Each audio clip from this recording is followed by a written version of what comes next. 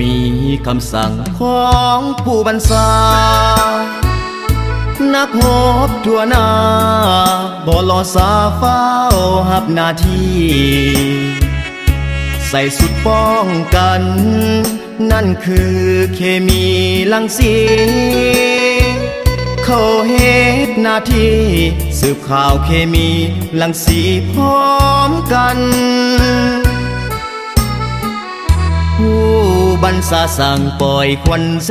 มกายใส่ปืนพ่นไฟทำลายเป้าหมายเหล่านั้นจะเว้นหรือคืนจับปืนยืนยามป้องกันจิตใจหยุดมั่นต่อคำสั่งของผู้บัญชาทหารเคมีนี้มันเสี่ยงอันตรายแต่บ่หวั่นไหวต่อเปลวไฟฝูงมารปวงบ้าถึงชีพมาลายก็จะขอตายเพื่อชาติประสาสละชีวิตอยู่ในแนวหน้าเพื่อปวงประชาสุขสมห่มเย็นผู้บัญชาสั่งโจมตีเป้าหมา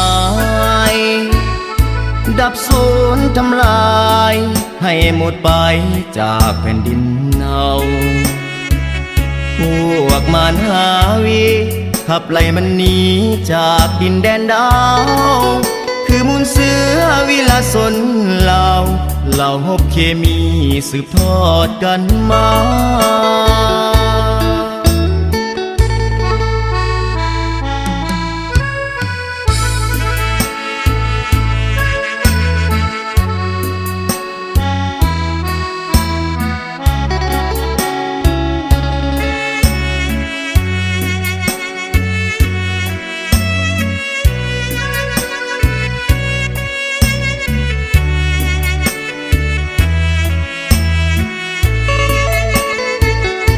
ทหารเคมี